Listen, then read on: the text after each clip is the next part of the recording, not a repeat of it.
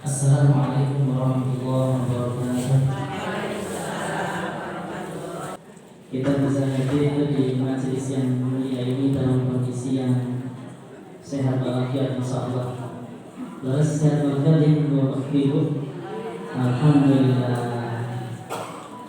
Menurut hasil penelitian Ibu, saya sudah sering mengingatkan kalau dalam pengajian itu orang yang sering menghadiri kegiatan keagamaan minimal seminggu sekali itu bisa mengurangi tingkat kematian dini itu sampai 20%. Alhamdulillah. Coba saya tanya, ibu ini kalau ngaji seminggu berapa kali?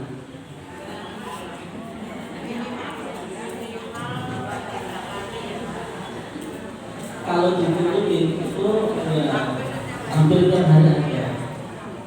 Kan Ibu, tapi kuncinya satu, ngajinya harus ikhlas. Ikhlas, stopnya harus pas itu. Tidak boleh ngajinya karena nggak enak sama temannya, nggak enak mau kerja di amal usaha Muhammadiyah kok nggak aktif di Muhammadiyah, itu berarti nggak ikhlas. Nah, kerjanya di amal usaha Muhammadiyah harus aktif Muhammadiyah. Itu hanya sebagai awalan, tapi diniatin ikhlas karena Allah, insya Allah nanti ada efeknya yang dahsyat. Ini hasil penelitian, tidak terbantahkan. Tetapi kalau ternyata kok ada jamaah yang rajin pengajian kok meninggal duluan, kemudian jangan dikatakan kok ngajinya nggak ikhlas itu. Bukan, karena maut itu 1000 pintunya, banyak pintunya. Kadang orang meninggal itu tidak harus dia sakit, tidak harus dia tua, betul? Ibu-ibu, mohon maaf, saya itu waktunya sangat mepet sekali. Jadi mohon maaf sekali. Pertama saya itu lupa kalau saya itu harus mengisi kajian tafsir Al-Quran nanti malam jam 6 di Masjid Al-Bahdaran. Itu udah rutin setiap Senin malam Selasa. Sebenarnya sudah ada yang ganjel di pikiran saya. Sakjane iki dimaksudnya iki jawabku opo to gitu.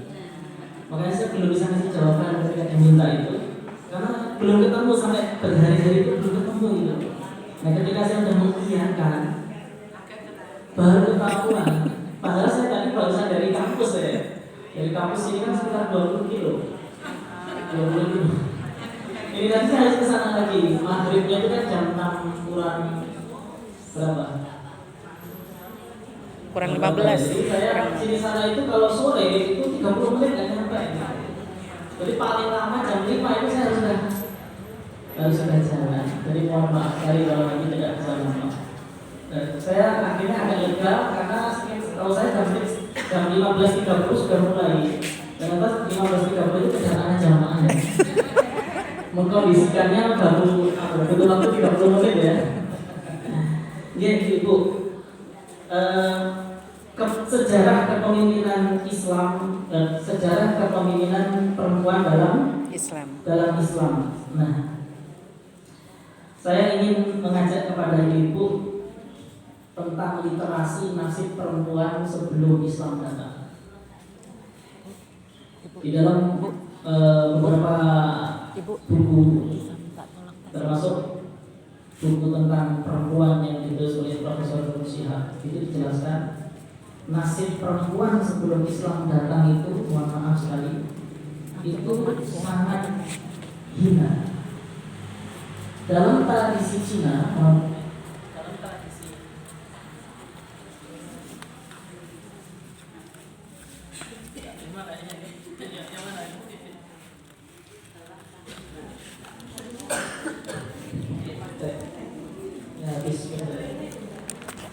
dalam tradisi Cina, Ibu,